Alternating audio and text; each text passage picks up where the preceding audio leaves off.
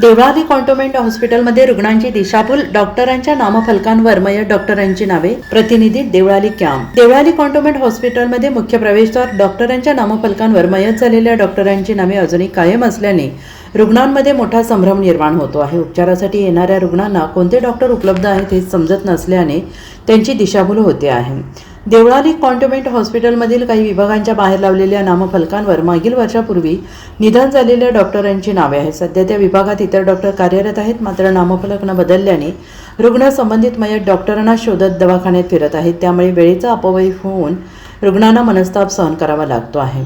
एका रुग्णाने आपली प्रतिक्रिया दिली आहे की माझ्या मुलाला दाखवायचे होते, नामफलकावर एका डॉक्टरला पाहून त्यांनाच भेटायला आलो, चौकशी केली तर कळालं की ते 1 वर्षापूर्वीच मयत झाले आहेत. मग आता कोणते डॉक्टर आहेत तेच समजेना, असे एका रुग्णाने रुग्णाच्या नातेवाईकांनी सांगितले आहे. हॉस्पिटलमध्ये रुग्णांचे गैरवर्तन होत आहे. नामफलक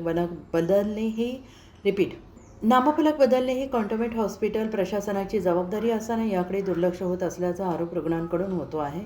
तातडीने सर्व विभागांचे नामफलक अद्ययावत करून सध्या कार्यरत असलेल्या डॉक्टरांची नावे लावावीत. तेजस बुंदेले, सामाजिक कार्यकर्ते. दरम्यान याबाबत हॉस्पिटल प्रशासनाशी संपर्क साधला असता लवकरच सर्व नामफलक बदलण्यात येतील असे आश्वासन देण्यात आले आहे. मी तेजस दीपक बुंदेले, राहणार देवळाली कॅम्प, गवळीवाडा. माझा व्हिडिओ मागचं कारण अतिशय गंभीर आहे, कारण की हा कॅन्टोन्मेंट हॉस्पिटल संदर्भात आहे.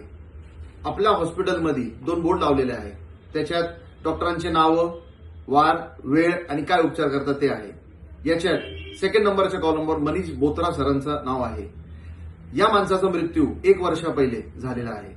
तरी सुद्धा आपल्या प्रशासन, कॅन्टोन्मेंट प्रशासनाने किंवा कोणत्या अधिकाऱ्यांनी ते नाव आतापर्यंत त्या बोर्डमधून हटवलेलं नाही.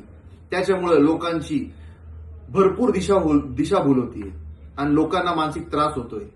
तर मला सगळ्या कॅन्टोन्मेंट अधिकाऱ्यांना हात जोडून विनंती आहे का तो नाव एक तर दुरुस्त करा किंवा बोर्ड चेंज करा किंवा आम्हाला सांगा, आम्ही तुम्हाला एखादा नवीन बोर्ड बनवून देऊ. पण लोकांना त्रास कृपया देऊ नका. जय हिंद, जय महाराष्ट्र.